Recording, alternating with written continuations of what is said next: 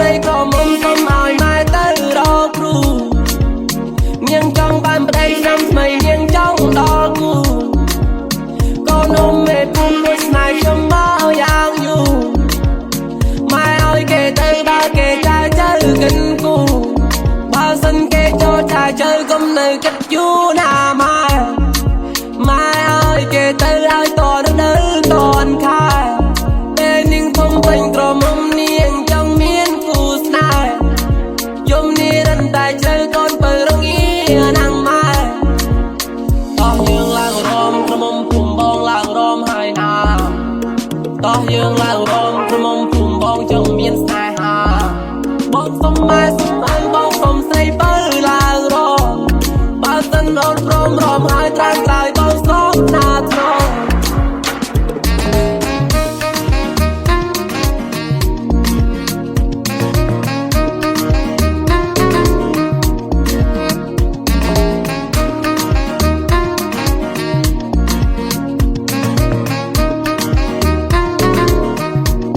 បើសិនគេចូលតាមផ្លូវជួយនិយាយនឹងឪលើកឲ្យគេទៅម៉ែ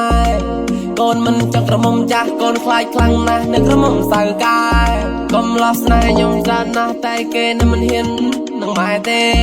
ឥឡូវខ្ញុំក្រមុំចង់ចូលវ័យសមហើយណាម៉ែអូនស្រីក៏មុំសុំឲ្យម៉ែទៅរកគ្រូនាងចង់បានប្តីឆ្នាំថ្មីនាងចង់ដល់គូកូននំមេពុំមួយស្នេហ៍ខ្ញុំមកយ៉ាងយូរម៉ែឲ្យគេទៅបើគេចាជើគិនគូបើសិនគេចូលចាជើកុំនៅគិតយូរណាម៉ែឲ្យគេទៅឲ្យតនៅតនខែពេលនាងធំពេញក្រមុំនាងចង់មានគូស្នេហ៍យំនេះរំតែជ្រៅកូនបើរងាណាំម៉ែតោះយើងឡើងរំក្រមុំភូមិបងឡើងរំហើយណា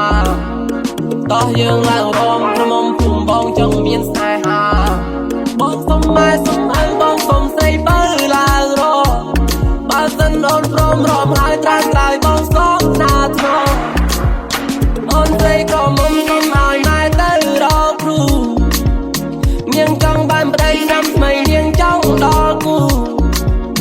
កូននំមេពុំមួយស្នេហ៍ខ្ញុំមកយ៉ាងយូរម៉ែឲ្យគេទៅបើគេចាជើគិនគូ